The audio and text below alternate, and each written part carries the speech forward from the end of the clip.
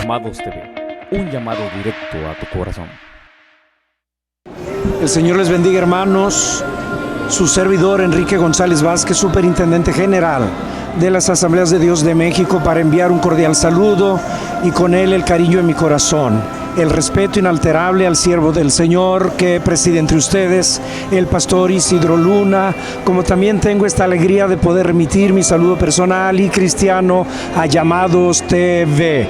Dios les bendiga, sigan adelante en la visión que el Señor les ha encomendado, y para nosotros es un privilegio y motivo de contentamiento enviarles estas palabras de saludo cristiano. Bendiciones para todos, Dios les bendiga. Gracias.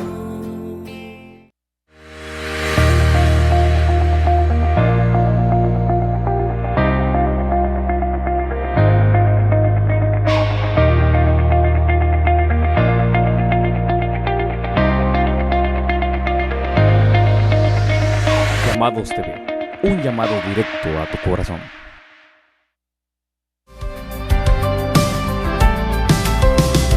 Eres el camino, la vida y verdad. Eres la puerta hacia la... Amigos de Llamados TV, soy Josh Morales de Miel San Marcos.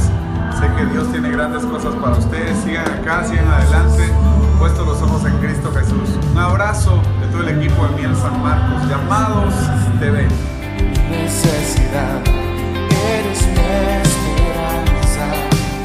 Puedo confiar, eres el motivo de mi adoración. Tu nombre es Jesús.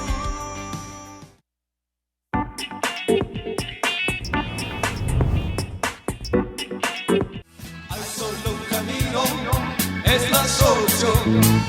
No es la vida, es amor y paz. Sí, Cristo es el camino y la verdad. Hay solo un camino, es la solución. Es la vida, es amor y paz. Sí, Cristo es el camino y la verdad.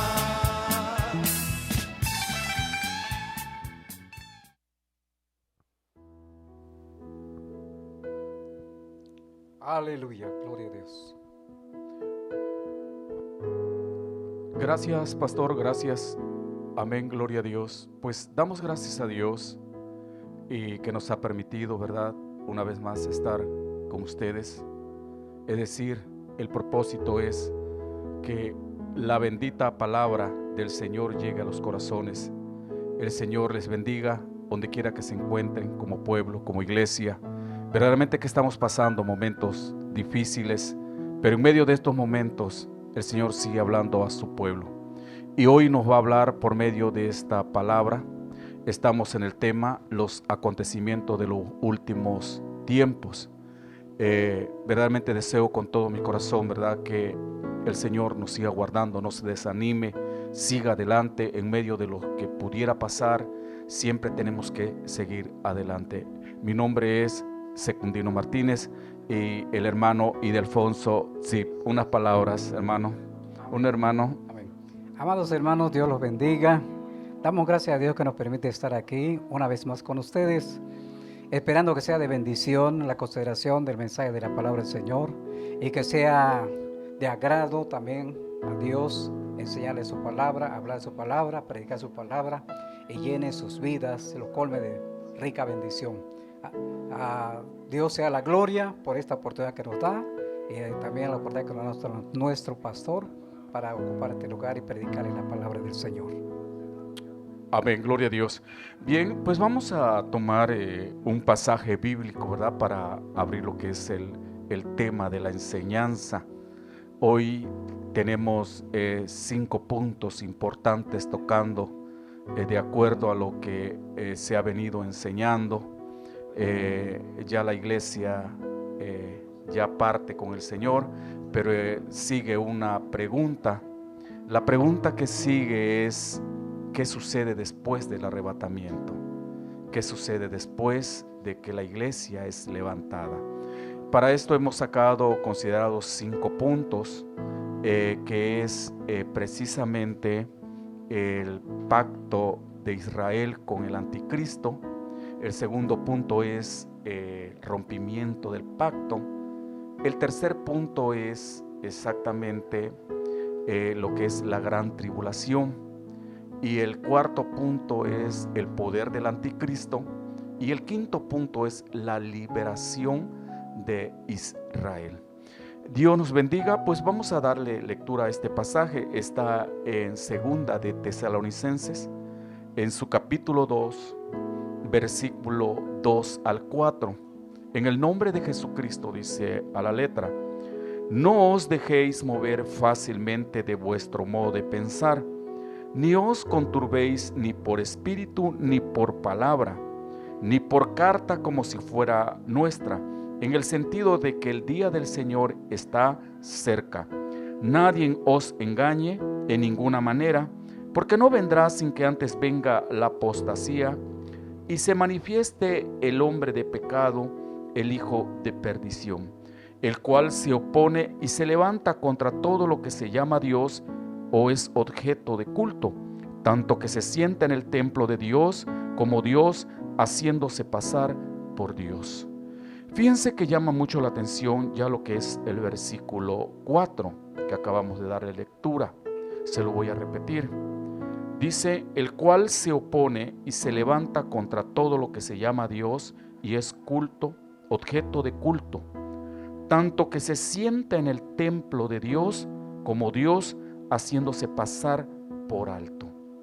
Fíjense que cuando nosotros leemos este pasaje, que se sienta en el templo de Dios como Dios, haciéndose pasar por Dios, muchas veces pensamos que en el templo hay una silla. Está hablando precisamente del hijo de perdición, está hablando del anticristo, está hablando de aquel que vendrá y está en su momento, está precisamente esperando el tiempo para tomar su lugar. Y aquí nos hace ver el apóstol Pablo que como que se sienta en el templo. Y la verdad que desde los tiempos antiguos nosotros no vemos que alguien o algún sacerdote se siente precisamente en el templo, sino que está hablando de que el sacerdote en los antiguos tiempos ministraban, son los que llevaban toda la administración del culto, de la devocional, y por eso todo lo hacían en orden. Por eso es que a veces nosotros pensamos que aquí el anticristo va a llegar al templo a sentarse, pero aquí más bien lo que está queriendo decir el apóstol es que él va a tomar la autoridad. Así es. Él va a ser la persona que verdaderamente tome la autoridad y después de él no habrá otro. Es decir, va a tomar el lugar de los sumos sacerdotes. Y por eso entonces estamos tratando de explicar esta parte, porque nos va a servir mucho en todo lo que es el desglose de los 5 puntos. Bien, entramos en el primer punto, que es el pacto con Israel. ¿Cómo es que el anticristo hace pacto con Israel? ¿Cómo es que logra convencer a Israel? Aquí aparecen 2 preguntas en este punto. La primera pregunta es: ¿quién es el anticristo? ¿O qué es el anticristo? Y la segunda pregunta dentro de este mismo punto es ¿por qué el anticristo busca Jerusalén? ¿O por qué el pacto con Israel y no otra nación? En este punto tan importante tuvimos a bien buscar el pasaje del capítulo 9, versículo 27 del libro de Daniel. Ahí nos da una pauta en la cual nos dice, nos explica que en la última semana, es decir, después de 70 semanas, hablando del periodo de tiempo que se dio para la ciudad y para el pueblo de Israel, se han cumplido 69 semanas. Es decir, desde el punto de partida del tiempo de Nehemías en la reconstrucción del templo hasta la muerte del Mesías y hasta después que Jerusalén es destruida o el templo es destruido, por el emperador Tito. Entonces ahí se cumplen 69 semanas y quedó una semana, que es esta, el periodo del tiempo de la gran tribulación. Una semana quiere decir 7 años, comúnmente aceptado por los grandes eruditos, que cada semana son exactamente hablando de 7 años por semana. Entonces, por lo que quiere decir que es un periodo de 490 años. Por lo que quiere decir entonces que desde la construcción del templo, del tiempo de Nehemías hasta la muerte de Mesías, es decir, cuando Cristo fue crucificado, pasaron 69 semanas. Eso quiere decir que pasaron 483 años. Y entonces muchos se preguntaron y dijeron, ¿qué fue lo que pasó? ¿Por qué no se cumplió rápidamente la otra semana? Que es esta de la que vamos a hablar. Yo quisiera decirle en un sentir propio, de acuerdo a lo que dice precisamente Juan 1:11, a los suyos vino y los suyos no le recibieron. Por no haber aceptado Israel al Mesías, se abre la oportunidad para los gentiles, se pospone esta semana. Esta semana quedó en el tiempo, esperando el momento. Y por todo lo que viene anunciando la Sagrada Escritura, quiere decir que estamos a momentos de que este periodo se cumpla, esta semana. Pues estamos hablando entonces que en esta semana el anticristo logra convencer a Israel, logra llegar a hacer una alianza, un pacto. Comúnmente en nuestro lenguaje de hoy en día es un tratado entre los gobiernos. Y por eso es que ahora nosotros estamos tratando de describir, que queda muy poco lo que pudiéramos hablar, lo que sucederá en esos días. Como pueblo, como iglesia, debería de interesarnos esto. ¿Por qué razón? Porque los momentos que se van a vivir aquí son momentos que dice la Escritura que no se han vivido jamás.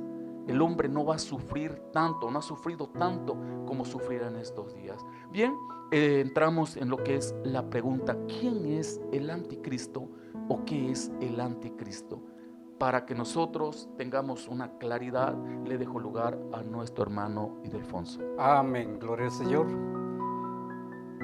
Al hablar de estas partes proféticas de la palabra del Señor, no es como leer un libro seguido los capítulos. En esta ocasión estamos tomando el libro de Daniel, tomamos la carta del apóstol Pablo y tomamos el libro de Apocalipsis. Y los tiempos cuando se escribieron no es en un tiempo, en un año, sino hay diferencias en tiempos. Sin embargo, el propósito de ese libro para revelar las cosas que van a acontecer, porque son los propósitos de Dios, Dios conociendo todas las cosas, aunque fueron diferentes los tiempos que se escribieron, sin embargo, presenta el mismo plan. Entonces, aquí después de hablar de la venida del Señor, después de que levante su iglesia, ahora toma lugar un hombre que quiera gobernar el mundo, al cual la Escritura lo llama el anticristo. Y por lo tanto voy a mencionar unos pasajes que Cristo mismo expresó a los discípulos, porque le preguntaron qué será de su venida, cómo será el fin o cuándo sería su venida. Así es, gloria a Dios. Y él mencionó diciendo de que van a venir muchos en su nombre, diciendo yo soy el Cristo, y a muchos se engañará, y si fuere posible, aún a los escogidos, que son del pueblo de Israel, que es el pueblo de Dios. Este pasaje está en Mateo capítulo 24, versículo 24 y 25.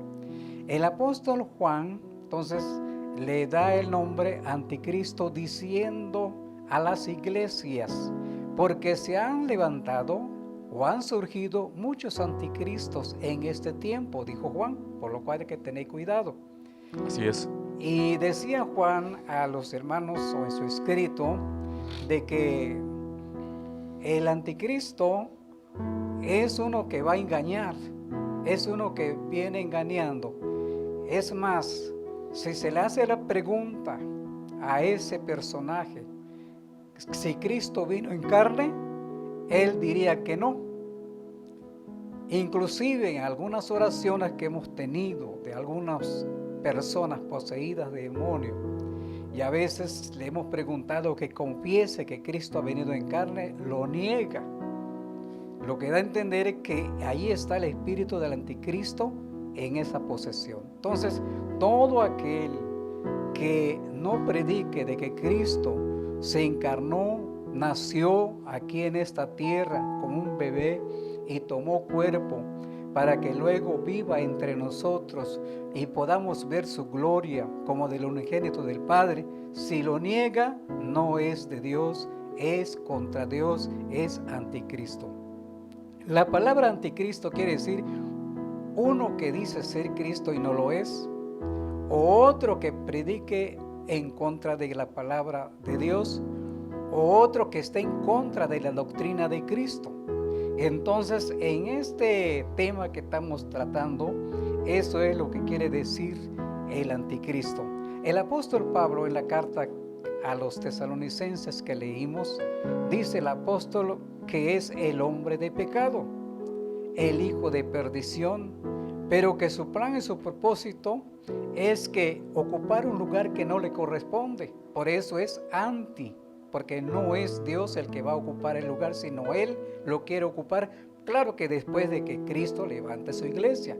Cuando Cristo levante su iglesia, entonces este mundo queda bajo el control de un gobierno terrenal, por lo cual Él aprovecha esa oportunidad o ese tiempo para que pueda ocupar ese lugar y se pase ocupando el lugar de Israel, diciendo: yo soy el Mesías o el Cristo, porque Cristo quiere decir Mesías.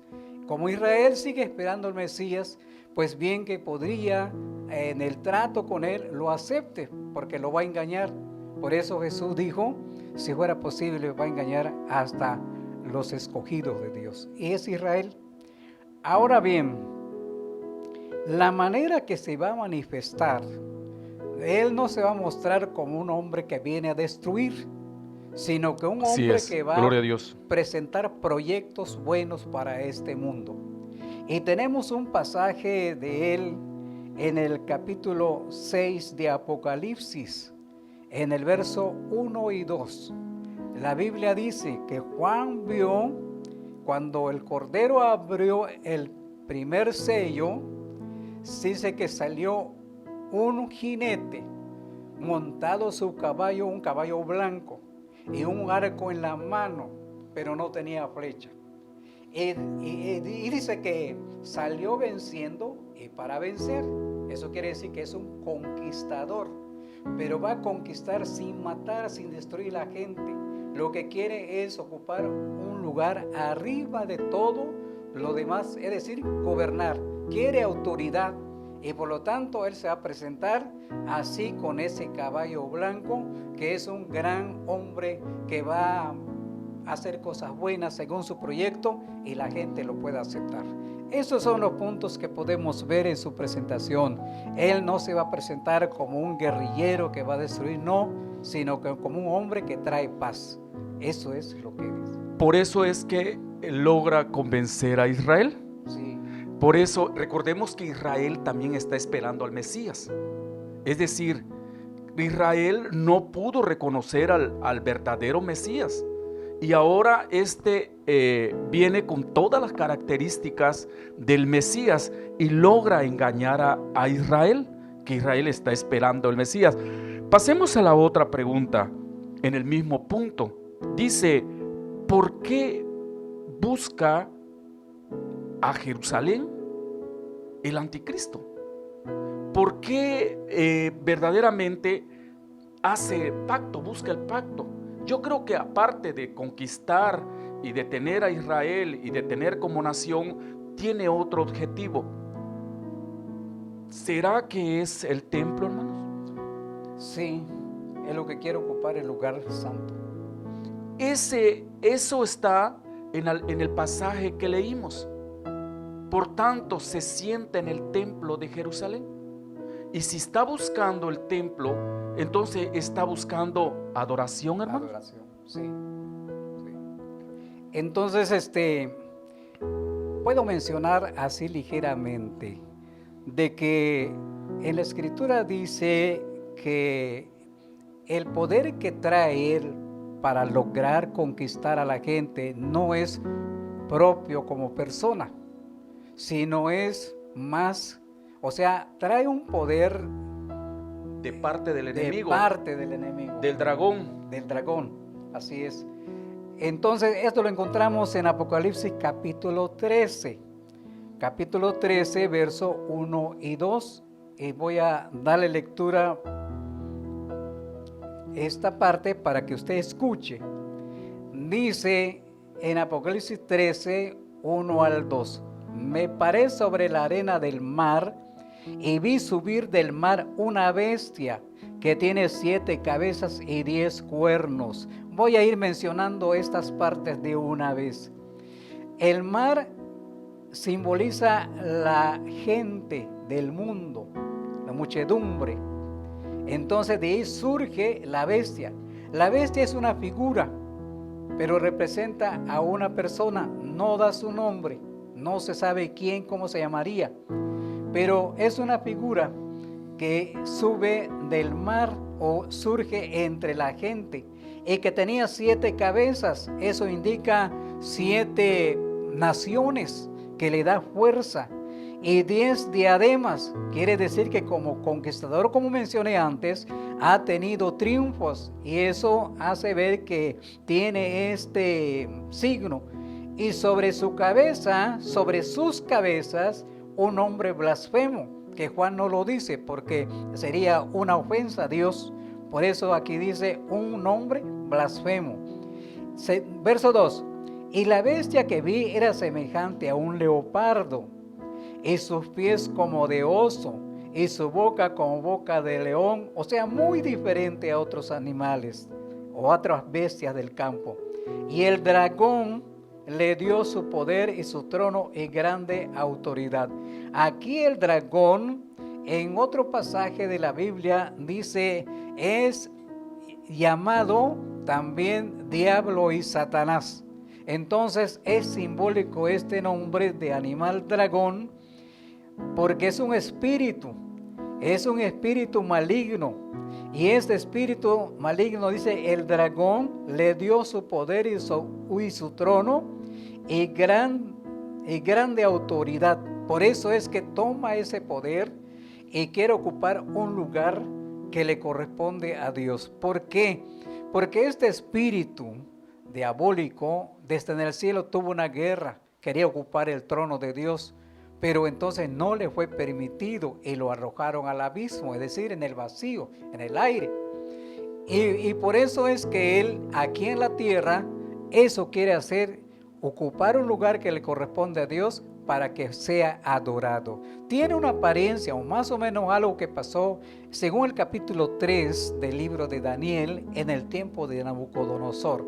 Nabucodonosor llegó a ser poderoso en su tiempo y como una nación poderosa, hizo una estatua tan grande que medía 66 codos de altura con 6 codos de anchura, y luego hizo que la gente para el día de la dedicación de esta estatua se postraran delante de la estatua y lo adorasen, y la estatua representaba al rey Nabucodonosor, lo que da a entender que al postrarse para adorar esa estatua es adorar al rey. Y entonces esto se realizó, fue literal, fue una historia que se llevó a cabo. Y así como esa historia es lo que quiere también hacer este anticristo o este personaje. Es una persona que no sabemos cómo se llamaría, pero lo dice la Escritura de esa forma, que quiere ocupar el lugar para ser adorado. Y adorado por todas las naciones, es decir, por todo el mundo. Es importante aquí, mire, ¿por qué razón?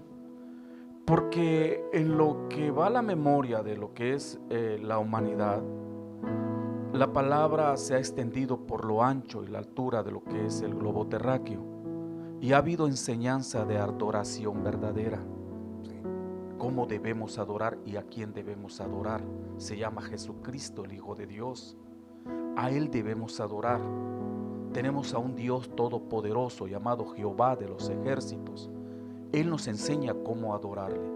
Pero la influencia de este ser ha venido ya transmitiéndose. El apóstol Pablo dice que está ya como aquel aire que sopla y empieza a ventilar. Entonces empieza a meter las adoraciones falsas. De esto es lo que verdaderamente, esta es la esencia de lo que es el mensaje. Aquel que adoró con todo su corazón a un Dios todopoderoso corre el peligro de caer en una adoración falsa. Muy bien, vamos a pasar al segundo punto. Fíjense que después de la alianza que tiene Israel, Israel tiene ya la alianza con el anticristo, ya es partícipe de todo lo que es todas las naciones, ya están bajo el mismo propósito, bajo todo lo que va a llevarse a cabo en ese momento. Pero de repente sucede algo, como que algo sale mal. Ahora Israel se encuentra rodeado de naciones para destruirla. ¿Qué naciones? Las mismas naciones con quien tuvo alianza. En el capítulo 14, versículo 2 del libro de Zacarías, proféticamente se habla que Israel ya está rodeado. Entonces, ¿qué fue lo que pasó? ¿Acaso se habrá roto el pacto? ¿Acaso se habrá roto la alianza? ¿Qué fue lo que sucedió? Ahora Israel ya no los tiene como amigos, los tiene como enemigos. Yo quisiera participar un poquito sobre esto. ¿Será que nos está hablando de que Israel vio algo que no le agradó y por eso rompen el pacto? Fíjense que en el capítulo 9, versículo 7, después que leímos que en el encabezado del texto, que dice que precisamente hacen pacto, en el mismo texto habla que a la mitad de la semana se suspende el sacrificio y la ofrenda. ¿Sabe qué significa eso? Significa que entonces ya esta autoridad, este nuevo gobierno llamado anticristo, tiene la autoridad suficiente para mandar ahora.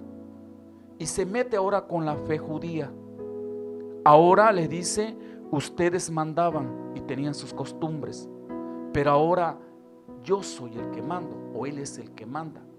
Y por eso entonces Israel inmediatamente, al sentirse herido, Israel al sentirse que está siendo profanado lo más bello, lo más hermoso, que es el templo que ellos cuidaban, ahora ellos empiezan a resistirle, empiezan a tomar ahora sí que decisiones firmes. ¿Sabe? Me llama mucho la atención esto, porque Israel está apartado de Dios, pero nunca olvidó sus principios. Israel está apartado, está fuera, pero Israel nunca olvidó sus principios. Principios como en el monte Sinaí, el pacto, todo lo que caminaron en el desierto, todo lo que se transmitió, se enseñó del Dios verdadero, ellos lo guardan.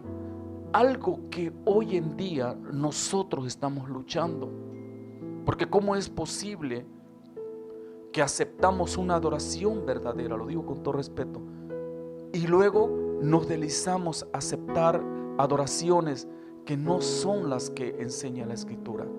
Y esto es precisamente, estamos hablando que solamente son los ventanales, el aire fresco de lo que un día va a suceder. Y entonces, al sentirse Israel que verdaderamente ha tomado autoridad, por eso les decía que al comienzo de lo que es la enseñanza, en el capítulo 2, versículo 4 de Tesalonicenses, se sienta como Dios, hace a un lado a los sacerdotes. Y ahora Él impone cómo se va a hacer. ¿Sabe qué significa eso? Corta la adoración al verdadero Dios. Él es ahora el Dios, porque ahí dice que se hace pasar como Dios, se siente como Dios y mete la autoridad.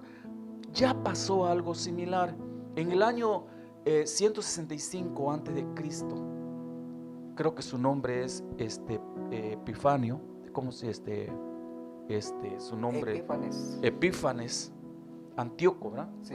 Antíoco Epífanes, ese profanó el templo en el año 165 a.C. Se metió, quitó todo lo que es la adoración, todo lo que son los ritos que los judíos saben cómo hacerlo, y él empezó a poner sus propios, ahora sí que metió una estatua de Júpiter, empezó a quitar todo, empezó a profanar. ¿Sabe hasta dónde llega esto? Es lo que Jesús dijo en el capítulo 24, versículo 15 de Mateo: la abominación desoladora. ¿Algo que comentar aquí, hermano? Sí, claro que sí. El Señor Jesucristo habló bien claro a los discípulos por la pregunta que le hicieron acerca de los acontecimientos cuando ya está cerca su segunda venida. Nosotros ya hablamos acerca del rapto, pero lo que está diciendo el Señor es que cuando se acerque su venida va a haber una preparación aquí que va a confundir a la gente. Y entonces Él está diciendo de que aquí va a llegar el día de que va a venir uno, pero que no es Él, y que la gente lo va a aceptar, lo va a recibir, y después que lo reciban va a haber el cambio diferente, sobre todo Israel, porque está hablando de los apóstoles que son israelitas. Permítame un momentito, Sí. ¿será que es el capítulo 5, versículo de 43 de Juan? Yo he venido en el nombre de mi Padre. Sí, sí, Y no Él me- declaró ajá, diciendo sí. y no me recibiste. Sí. Pero va a venir otro en su nombre, a ese sí lo van a recibir. Son cosas que mencionó el Señor Jesucristo con anticipación, que tiene que ver con estos últimos tiempos, o tan pronto que la iglesia fuese levantado, se va a manifestar el hombre de pecado.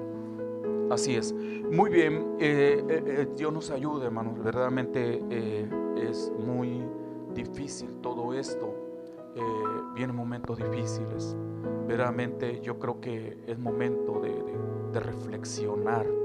Es momento de que verdaderamente podamos nosotros entender que lo que se acerca es completamente terrible. Mire, pasamos al tercer punto. Vamos a hablar de la gran tribulación Amén. que estará sucediendo.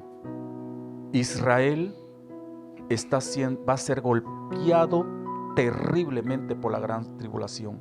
El mundo entero va a ser completamente golpeado por la gran tribulación. Ahí es donde proféticamente escuchamos hablar la angustia de Jacob. Sí, la angustia de Jacob. Sí, la misma palabra de Dios, mismo Jesucristo lo dijo en el capítulo 24 de Mateo, verso 22, que habrá entonces una gran tribulación, la cual nunca ha habido ni habrá otra como esa. Lo que da a entender que va a ser lo máximo. Ahora el asunto no es que Dios sea malo. Cuando Dios o cuando el Señor Jesucristo levante a su iglesia, a su pueblo, la palabra del Señor dice que esa gente que se va, sus nombres ya están escritos en el libro de la vida. Desde cuando Jesús empezó a enviar a los discípulos a predicar su palabra y ellos le traen buena noticia, en cierta ocasión les dijo: no se gocen tanto por eso, de que hasta los demonios se sujetan en mi nombre, dice, sino gozaos y alegraos porque vuestros nombres ya están escritos en el libro de la vida. Así es. Así que cada persona que viene a Cristo y lo recibe de todo corazón y nace de nuevo, se registra su nombre en el libro de la vida. Entonces, cuando Él venga, toda esta gente que tiene su nombre en el libro de la vida son los que van a ser levantados. Pero la gente que no aparece su nombre se van a quedar. Y esta gente que va a quedar aquí en esta tierra después del rapto de la iglesia, entonces son los que van a sentir todo este peso de la gran tribulación. ¿Por qué? Porque la palabra del Señor dice que no es conmigo, contra mí es. Lo que da a entender, no lo quiso aceptar antes de tiempo, no quiso acercarse a Cristo antes de que viniera. Entonces usted se impone como enemigo de Dios. Ahora, el anticristo que va a venir que va a conquistar el mundo, no solo va a hablar palabras bonitas para ganar a la gente, sino que en el capítulo 13 de Apocalipsis dice que va a usar ahora un número de credencial, pero no de tarjeta, sino que va a sellar en la mano derecha o en la frente de los ciudadanos que él va a reunir para que sea su gente, para tomar ese gobierno del mundo. Entonces, estas plagas que habla de Apocalipsis capítulo 16 de la gran tribulación, y esta es una parte nada más, no es todo. Las cosas que van a suceder dice que será para aquellos que no aparecen sus nombres en el libro de la vida. Por lo tanto, amigo, hoy puede usted inscribirse en el libro de la vida si viene a Cristo Jesús con un corazón arrepentido y humillado para decirle: Señor, sálvame, perdona mis pecados. Inscriba mi nombre o escribe mi nombre en el libro de la vida. El Señor lo puede hacer y usted no se va a quedar. El día que Cristo venga por su iglesia, usted será levantado y usted va a escapar de la gran tribulación, va a escapar de los juicios de Dios. Pero si no lo hace ahora, y eso puede suceder, que ahora levante Cristo su iglesia, entonces ya se va a desatar toda esta serie de plagas que dice en este capítulo 16, que son 7 copas de la ira de Dios. Este es lo que va precisamente descargarse en todo el mundo por partes y va a afectar a Israel también. Amén. Verdaderamente queda muy poco el lenguaje usado para describir lo que sucederá en la gran tribulación. Verdaderamente yo creo que grandes hombres de Dios han querido poder describir todo lo que va a suceder, pero verdaderamente creo que faltarían palabras. Mire, tengo una pequeña lista aquí de lo que va a suceder en el mundo en aquel entonces. Mire nada más, el capítulo 6, versículo 7 del libro de Apocalipsis dice que aparece un caballo amarillo, es decir, de los 4 que aparecen, el amarillo hace estrago y mata la 4ª parte de la humanidad. ¿Con qué? Con espada, con hambre, con epidemia y con las fieras de la tierra. ¿Qué tal eso? O sea, terrible. Luego aparece en el capítulo 9, versículo 13, soltaron a 4 ángeles, dice, para matar a la 3ª parte de la humanidad con un ejército de caballos. Eran caballos con cabeza de león y de su boca salía fuego. Y no solamente eso, aparece en el capítulo 9, versículo 1 al 12, dice que aparecen precisamente unos animales como langostas. Estos vienen a atormentar de día y de noche, tienen cola de escorpiones. La gente querrá, deseará morir y no podrá. Pero llama mucho la atención esto. Y precisamente yo creo que este es un momento clave para reflexionar. Mire, cualquiera pudiera pensar que cuando se sientan los estragos de la gran tribulación, el corazón debe doblarse, debe de humillarse. Pero ¿sabe qué? Le tengo una noticia. En el capítulo 9, versículo 20 del libro de Apocalipsis, dice el apóstol Juan que aunque habían pasado en ese tiempo esa gente que se quede, lejos de arrepentirse, dice que no se arrepintieron, sino que siguieron adorando a los demonios, siguieron cometiendo asesinatos, estuvieron en la inmoralidad sexual. Y fíjese cómo está el corazón. Yo creo que es un momento de reflexionar. Lo que decía el hermano, están sintiendo la mano de Dios sobre ellos, y luego, lejos de inclinarse, de humillarse, su corazón se revela con odio, con rencor. Pero no así Israel. Israel, cuando siente la tribulación, porque Israel siente la tribulación, recordemos que está sintiendo el peso de los estragos, de la ira de Dios, porque también Él está apartado. Pero también las naciones los tienen rodeados. ¿Qué naciones? Las naciones que comanda el anticristo, el nuevo gobierno. Al rebelarse ya están en un foque para destruirlos. La intención es destruirlos. Inclusive Zacarías dice en el capítulo 3 que sus casas son saqueadas, sus mujeres son violadas, están ellos huyendo, una gran tribulación. Pero ¿sabe qué es lo que hace Israel?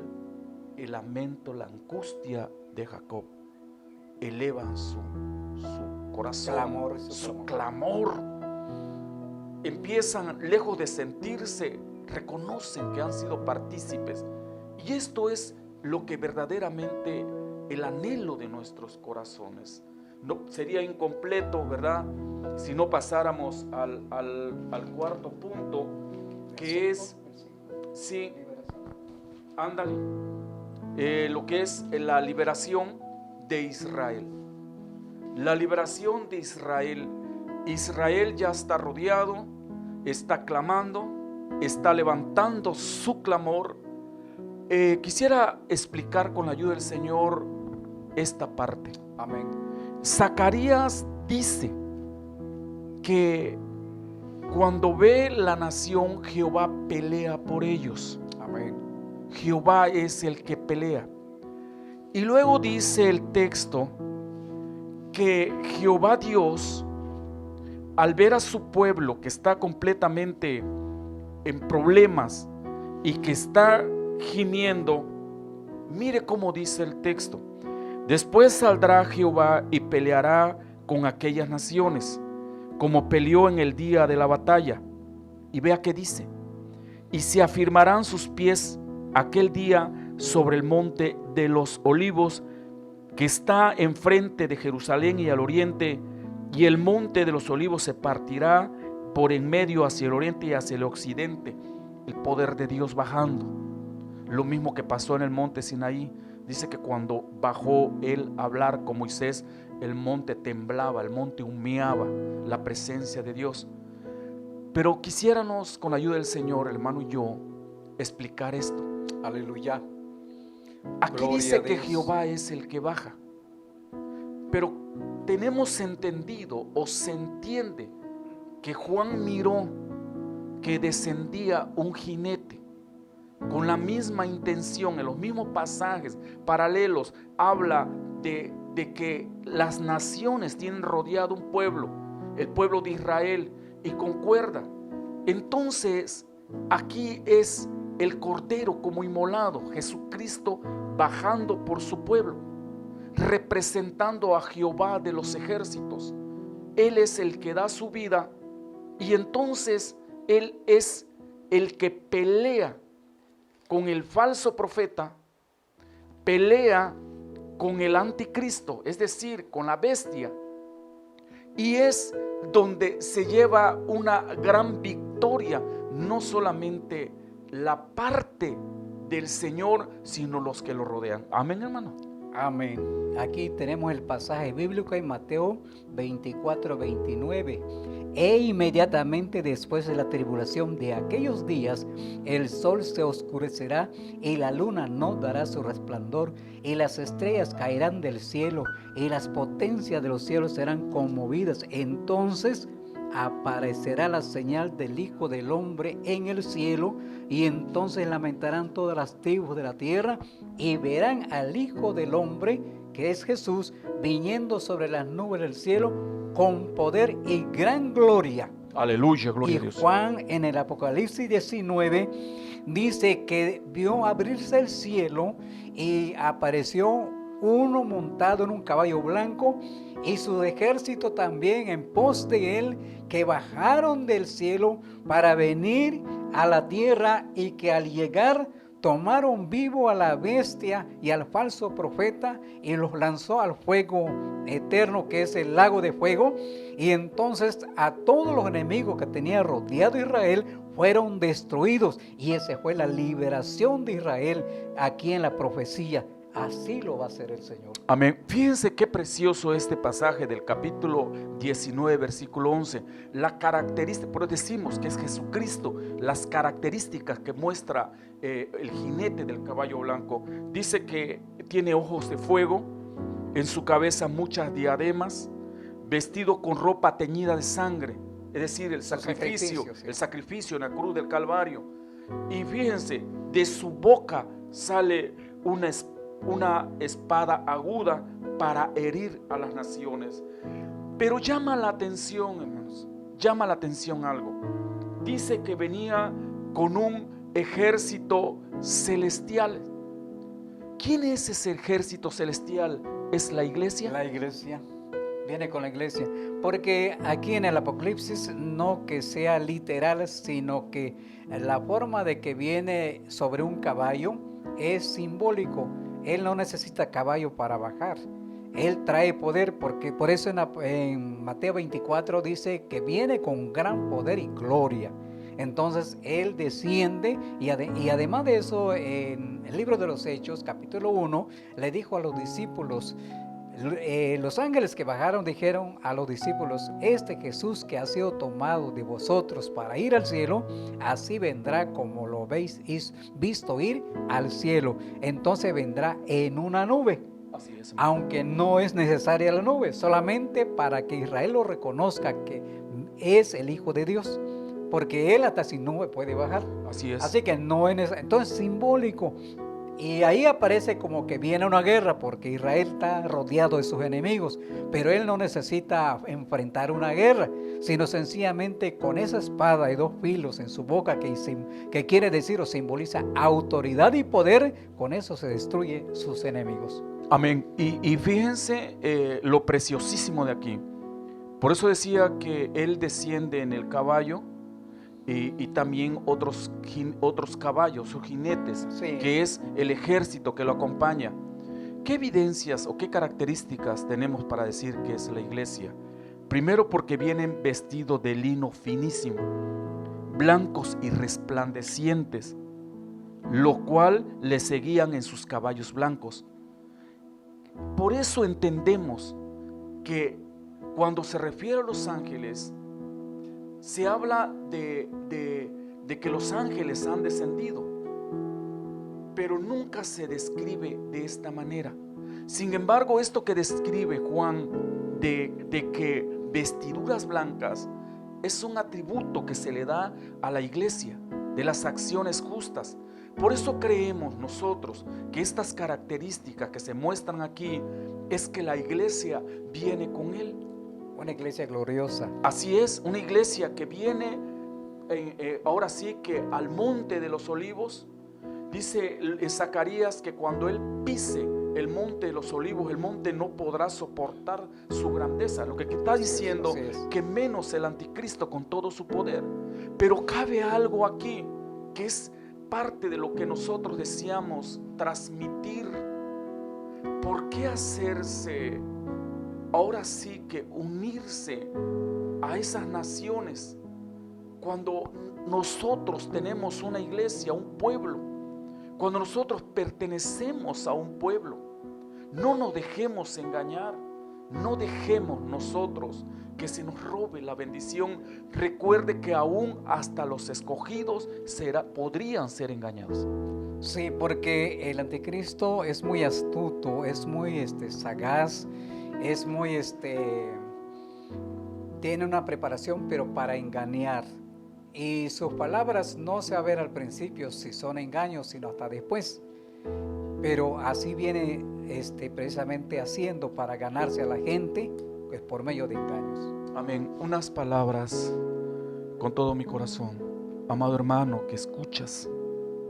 No importa lo que estés pasando, se entiende, porque yo también soy humano, soy partícipe. Pero quiero decirte, mira, levanta tu mano. Lo que un día fue depositado en tu corazón fueron palabras de verdad. Fueron palabras que verdaderamente hicieron cambiar tu vida, que transformaron tu corazón. No lo eches a un lado. ¿Sabes qué?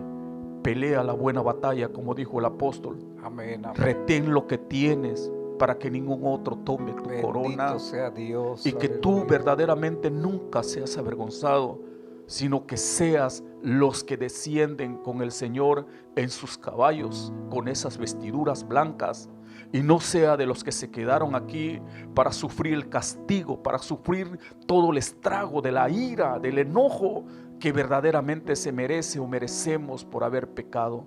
¿Sabes qué? Levanta tu mano, sigue adelante. Y si eres lo que has escuchado por primera vez este mensaje, la invitación es para ti. Todavía puedes tomar, puedes rehacer, quita el rencor de tu corazón, quita los conceptos que muchas veces el enemigo pone en nuestras cabezas, ¿sabe? En nuestros corazones. Nuestro Dios es bueno, te lo digo de todo corazón, Dios es bueno. Alabado Y si sea tú Dios, te alabado arrepientes, sea Dios. Dios puede hacer algo contigo. Hermano, unas Es palabras. un momento glorioso para todos nosotros, para usted y para nosotros. Un momento oportuno para todos. Abre tu corazón para recibir a Cristo como tu Salvador. Lo que hemos hablado es palabra de Dios y esta es la verdad. Y usted necesita palabra en su corazón, en su vida. Hoy puede pasar de muerte a vida si viene a Cristo Jesús. Hágalo ahora mismo, sin esperar más tiempo, y Cristo Jesús escribirá su nombre en el libro de la vida. Dios lo bendiga, Dios lo guarde y Dios lo ayude. Amén. Amén. Hay solo un camino, es la solución, es la vida, es amor y paz. Sí, Cristo es el camino y la verdad. Hay solo un camino, es la solución, es la vida, es amor y paz. Sí, Cristo es el camino y la verdad. Yo no sé lo que tú has venido, pero yo vine a alabar a Dios. La Sociedad de Varones le hace una cordial invitación para la Semana del Varón Cristiano que se llevarán a cabo el día 11 al 14 de junio. Los predicadores que tendremos en esta semana de Varón Cristiano, en las primeras 2 noches tendremos al presbítero Enrique González y en las otras 2 segundas noches tendremos al presbítero Francisco Cobó. Se estará transmitiendo por este medio canal 42 de Villavisión y por redes sociales de Llamados TV. Dios me los bendiga y los guarde en Cristo Jesús.